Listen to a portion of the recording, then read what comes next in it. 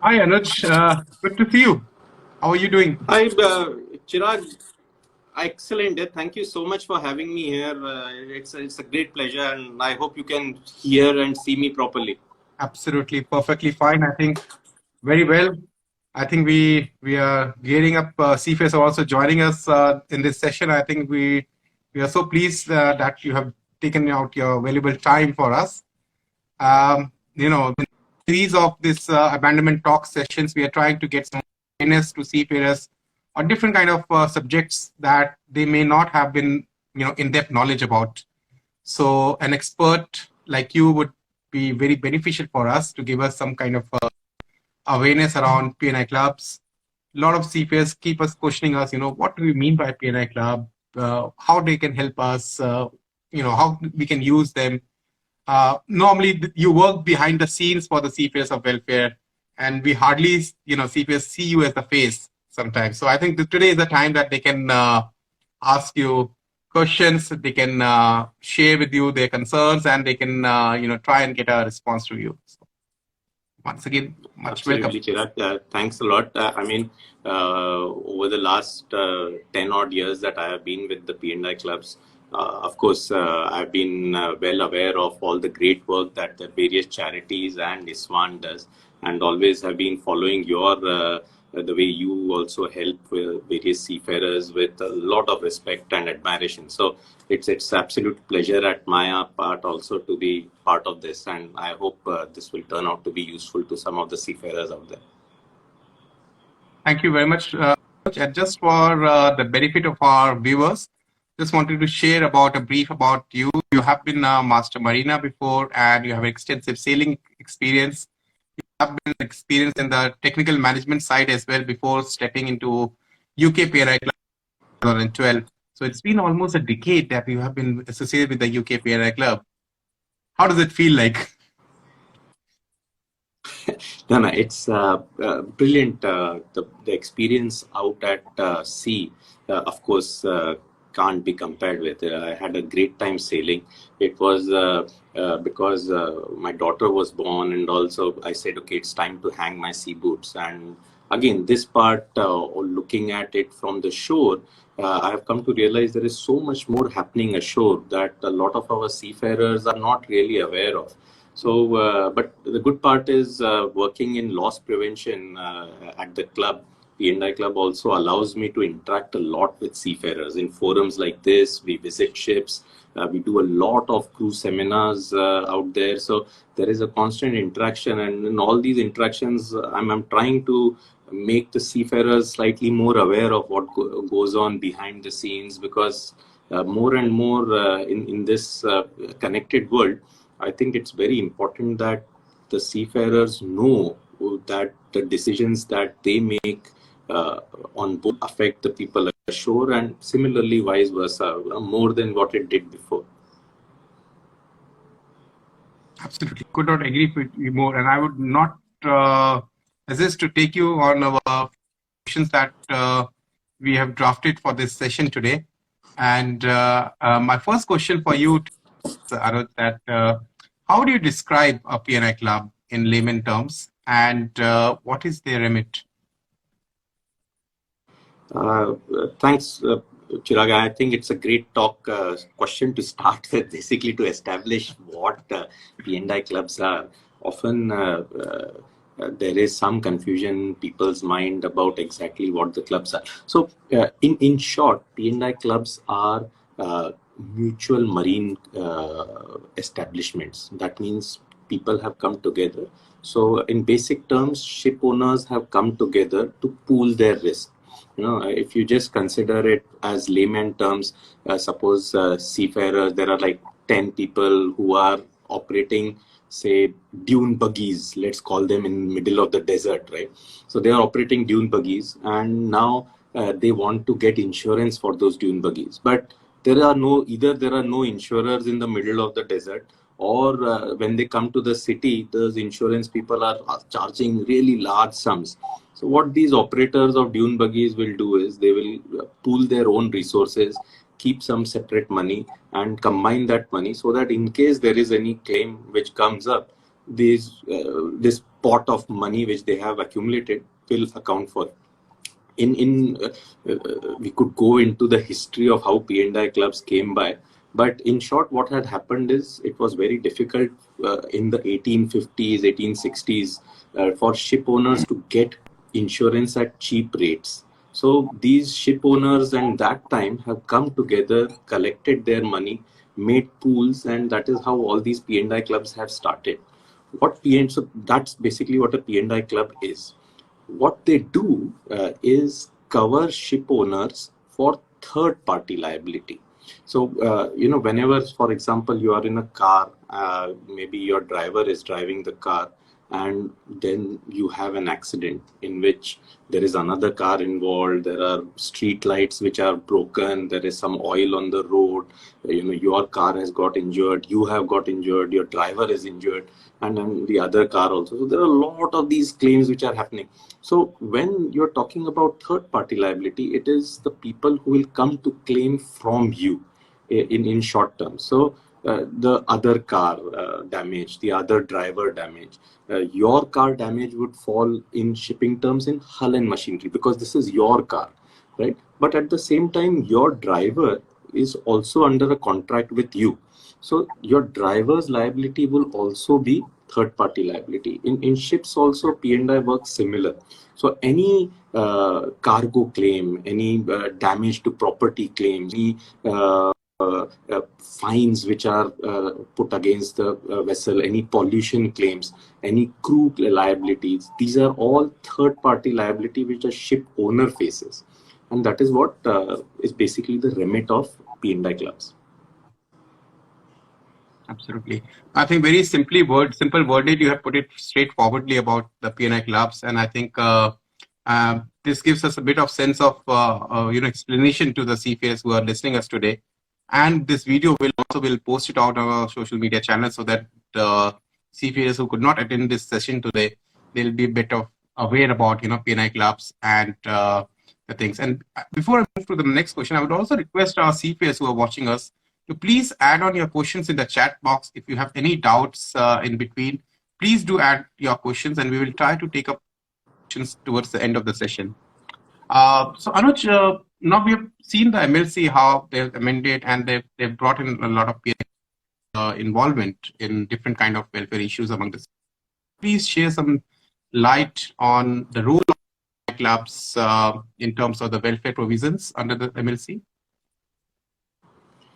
Okay, so we are all aware about MLC. It's called the fourth pillar of shipping regulations, and it is there to provide looking at the welfare of labor and of seafarers. So under the current changes, and it's continuously being amended. So I won't go into much into MLC, but rather more into how P&I and MLC work together, right? So MLC typically works for the welfare of seafarers. It has got some provisions which are advisory, some provisions which are mandatory. Right? The P&I and MLC has an overlap. It is interesting to note because one of the things which seafarers should understand is that P&I clubs typically insure ship owners against third party liability. So they are insurers of ship owners, not of seafarers. It is a slight distinction because in the end of the day, the cover goes to the seafarers. But especially when we are talking about abandonment of seafarers and how MLC provisions apply, so then it's a distinction to be aware of. So typically how P&I clubs cover the seafarers is that, especially in relation to injury, illness, so they would take care of all expenses which are incurred on board the ship.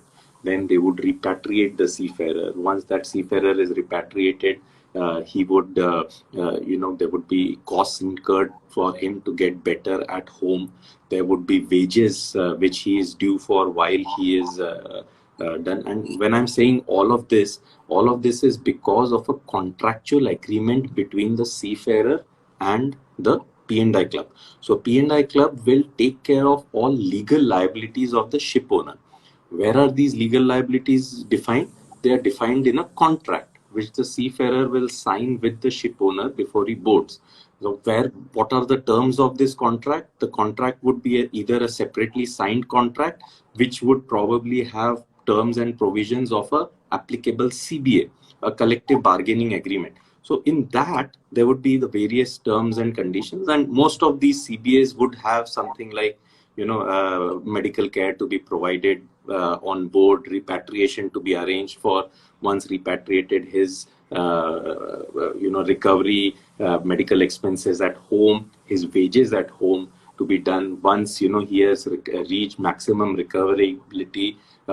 Then to make an assessment of his disability. If there is any disability, then the disability compensation to be paid for. And then unfortunately if there is a death or the seafarer does not make it, then the death compensation, funeral expenses, all of these aspects which are required under the CBA are taken care of by P&I clubs. What has additionally happened in MLC is that from 2017, all ships where MLC applies also require a financial security, which over time, initially there was a lot of confusion and all, but over time now, this is also provided by the P&I clubs. So you would have two certificates, and over the last 4-5 years now, I hope most of the seafarers are aware of this, but there would be two posters or certificates which would be affixed in a proper bulkhead, where all the crew can see it, and these provide most of what I described. Those aspects are now encoded into the security, which means that the seafarers can, in theory, now collect these benefits directly from the P&I club. Absolutely. I think that's definitely this takeaways from our seafarers, that please ensure that once you are on board, look out for these certificates. Where are these located, and have a look up that whether these financial certificates which have been there, they are valid, who has issued them, they have the contact details with mention of these certificates, so that God forbids if you need them in any of the days, you know that where they are and whom to contact to in case of a need. The kind of cases, we hear, the responsible companies, responsible P&I clubs, they all do everything, whatever best. And they go one step further even beyond to help the seafarers. We receive a number of cases where, there are very, very few of them who are not in the main league, and then the seafarers even do not know way to find these certificates, and whether the certificate should be there or not, even that. So that kind of awareness, is not there among the seafarers. We try to do this session to give a sense of, sensitization among seafarers, that what are the basic things that they need to look into, beyond their safeties, beyond their security issues on board, that these documentations needs to be in proper place as well. So I'll take on the next question now, Anuj, and the seafarers also, sometimes they ask us these questions, that can we approach directly a P&I club, and what is the procedure to approach a P&I club? Sometimes they do not hear back from their company any injuries or illness after their returned home after they're from the ship. They do not hear back anything from their shipping companies or their compensations, or how their sick wages or other things will be fulfilled. And they are always in dilemma sometimes, that how the P&I club is going to respond to this. So can the P&I clubs entitled to respond directly to the seafarers' question? If yes, or if no, how can they do that? Just to clarify, Chirag, are we talking about seafarers contacting directly in an abandoned situation, or during, let's say, he has been repatriated for injury and now he might be sitting in, say, Calicut or Chennai? No, I understand. For abandonment case, definitely P&I club is the one who will be in contact with the seafarers. But I'm talking about the other stuff in other cases also, where yes, the company is already there. They are but the company has stopped responding to the seafarer, and they're not responding to the seafarer. And in those circumstances, can the seafarer directly contact the P&I Club? Do they expect that the P&I Club can directly deal with the seafarers in these regards? Because we understand that P&I Okay. clubs are No, bound I to work with the shipping companies, not directly with the correct, seafarers. correct. So, Yeah, it's a tricky situation, Chirag, and in the first condition, as you said, in an abandonment case and all, absolutely yes. In the second condition, it's a very tricky aspect because, as I had initially said, the P&I clubs are typically insurers of the owners rather than this. So generally, I mean, what you will find is, I'm not talking only about the UK club, but all the P&I clubs typically have a large number of seafarers in them. We are not only in loss prevention, we are in claims handling and also sometimes in underwriting. So what you will find is that P&I clubs typically are very sympathetic towards seafarers, their injury, illness claims and stuff. So I'm not saying that there will or never be a response from them. But typically what would happen is that whenever some query comes, whether it is, claims, this would be a claim related query that a seafarer is claiming that, there is, he has not been taken care of, right? So whenever any claim query comes to the club, whether it is cargo related claim, personal injury, certainly the member who would be the ship owner would be informed. That look, we have received this email, we have received this phone call, there has been a summon in a court, there has been something. So always we go to the member who is our client, and we ask them, is there, can you give us some clarification, is there something you need to do? That is what typically would happen whenever there is something like this. For the seafarers, I totally sympathize in such situations. My suggestion would be to continue to deal with their shipping representatives, right? At the same time, I'm not saying don't contact the P&I clubs, but you might not get the response that you would think you will get. There are other avenues certainly available. For example, in India, you got DG Shipping, you have got your the CBA providers, yeah. which would be the union and all. And then these are the sort of people who then have a connection with the P&I clubs directly as well. So, especially in relation to abandonment of seafarers and all, ITF and the IG club. So the IG club is where all the P&I clubs have joined together. So the ITF and IG clubs have a MOU on how these claims are to be dealt. So when these sort of situations arise, there are other ways in which, the attention of appropriate authorities can be got. Perfect. That's the key thing I think I would like to tell to the seafarers, that there are opportunities that you can get response by working with your unions. And this is where we have been in the last session. Steve Trosdale was here from the ITF, and he was explaining, we have again appeal to the seafarers that please make good use of the unions, use their services, and if you need assistance, look out for your union or become a member of a union if you're not a member of a union that can help you out in difficult situations such as an abandonment or issues beyond your control sometimes on board. You have P&I Club has also launched a number of initiatives, regarding the promotion of the mental health, physical health and well-being. We have done a lot of work with UK P&I Club. So, the preventing your main aims are around preventing, accidents on board. As a P&I Club, who would like the seafarers to be in a very healthier condition. Obviously, it's in the interest of the club. Can you please share some examples or some different initiatives what has been launched by the UK P&I Club? Oh, certainly. I mean, you're very right, Chirag. When especially you're looking at a mutual insurance, it is in everybody's interest if the claims are low. And that is why you will find that most of the P&I clubs have a strong loss prevention department. You will never find hull and machinery loss prevention team even interacting at all with the seafarers and all. Whereas you will find P&I clubs, loss prevention, being very interested in this.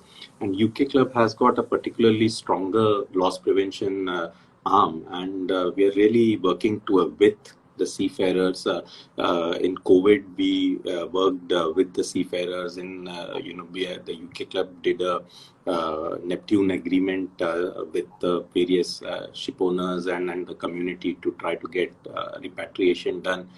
We have been doing a lot of crew seminars and webinars over the past 24 months, where seafarers are free to join us, take whatever learnings they can take. Hopefully, they can improve themselves and use these learnings in the ships when they go.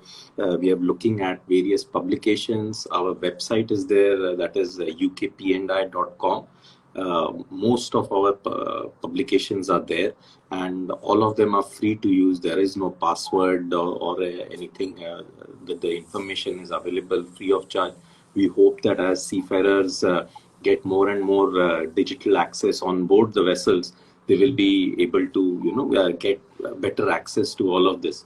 And of course, we are working also with various charities, with ISWAN, looking at developing various programs where we are not only now looking at the well-being of seafarers, but we have started one program where we are looking at working with partners on how the seafarers' families can also benefit. So doing financial literacy and training them on social media on the family, so that because what we are finding a major stressor for families on board, for people on board, is that their families run out of money.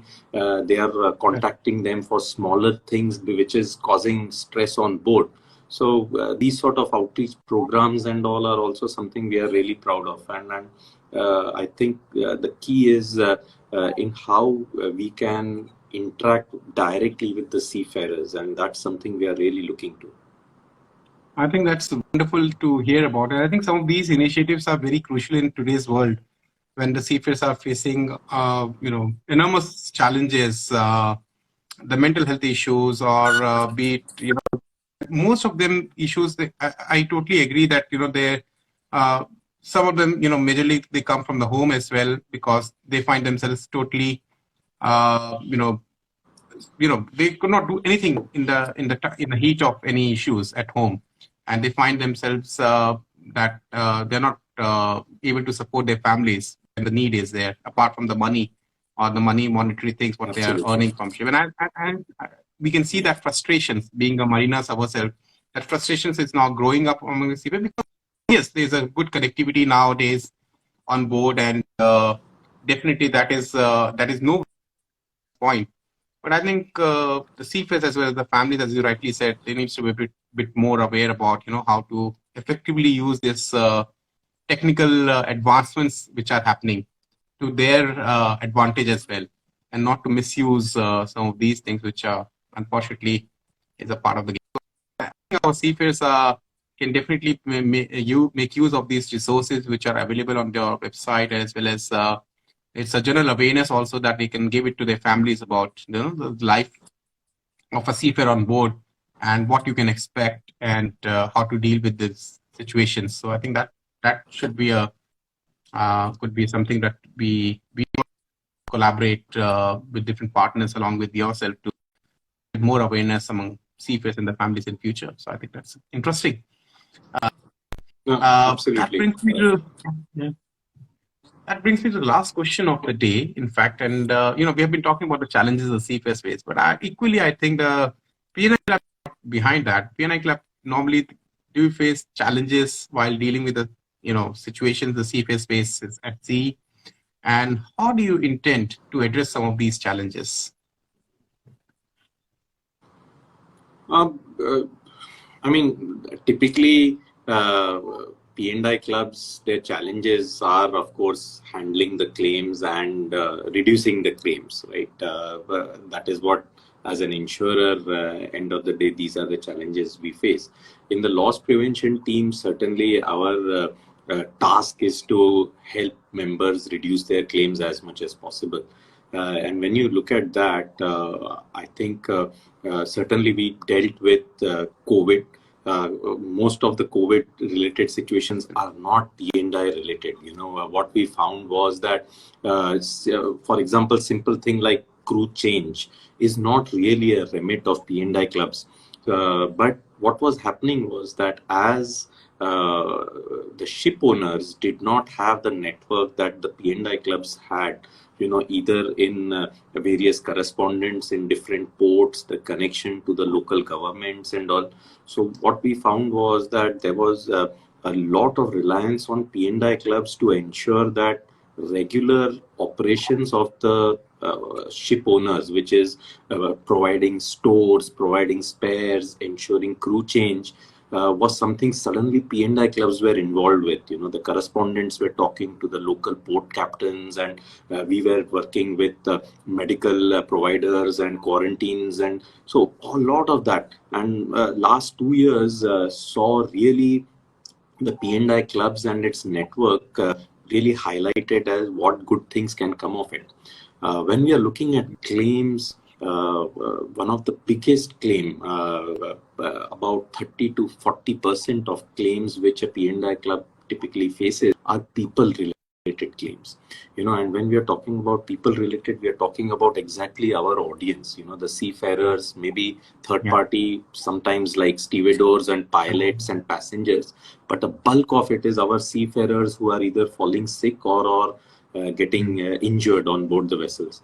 So a lot of our focus is on how we can educate and help seafarers not to get into accidents or to fall sick. So everything from pre-employment medicals to on-board advices to working with third-party people to ensure that the crew is healthy, making sure if there is an accident, proper care is provided to them, learnings are provided to all of that, and this takes place continuously. I mentioned about our webinars which we are doing.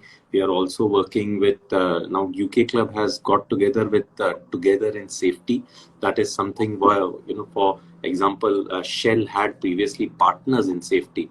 Now we have started Together in Safety has been started, and UK Club is also part of that. So what we are trying to do is get these same standards of safety which were there in the tanker market into the various dry sector, and try to make these safer. So absolutely, it's a continuous program, and hopefully we will get used to it. I think that's I remember that the COVID time was no sparing for anyone. It was such a difficult task for everyone, personally as well, for people, and professionally as well, to find ways how how the seafarers were impacted and how we could try to help them in those situations, and the P&I clubs in generally. Because I had the opportunity to work with a couple of P&I clubs in those circumstances. There were very difficult cases, in fact, to deal with repatriation of mortal remains when you have the entire lockdowns in the world and no country is allowing to disembark. Sadly, that was the scenario at that time. I can't imagine that what avenues you have to go through, and the kind of the late night workings and early morning starting work, and we were seeing all those things in those times, and that's why this session is required, that the seafarers know that the P&I clubs are not just they have to really do a lot of work for supporting seafarers worldwide, and I think that's an amazing part of work which you guys do actually to help keep the trade going on around the world as well, to keep supporting seafarers worldwide. So thank you very much, Anuj, for taking part in this small session today. It was a great learning, and I'm sure that the seafarers here would be benefited out of these suggestions. Any last comments or words you would like to add? No, thanks a lot, Chirag. It's really nice of you to give us space on your stuff to talk about this issue. In parting, I just wanted to give a shout out to because this is November is the focus on men's health, and most of our seafarers are men, and I really use this to give a shout out that look, and that is the reason I'm a little scruffy, because in November I grow beard to for the month of November, to highlight this. And what we are doing also with the shore staff, with our members, is to have these conversations about mental health, about wellness, and this is also what we are trying to focus on for our seafarers. So I just wanted to give a shout out for that, and I hope we can continue working on these together. I think ISWAN is doing some wonderful job with the helplines and all, where everyone now has reached a situation that whenever I'm talking about mental wellness and all, there is definitely someone in the audience who talks about the ISWAN helpline and all. I think it's a great job that you guys are doing. So thank you for that as well. That's really nice of you, and really want to collaborate further and further in different projects to work for betterment of our seafarers. We just opening up the questions thing. I don't have many questions today, but I would invite seafarers who are doing this right now to please put up your questions in the chat box. I've just one question. I think that has been partly addressed also, that the role of insurers during the responsibilities of insurers in the abandonment of seafarers. So this is something to add anything to it. Sorry, I couldn't hear you clearly there. The role and responsibilities of insurers during an abandonment. Yeah, typically, I think we covered part of it, but we covered already part. I think, yeah.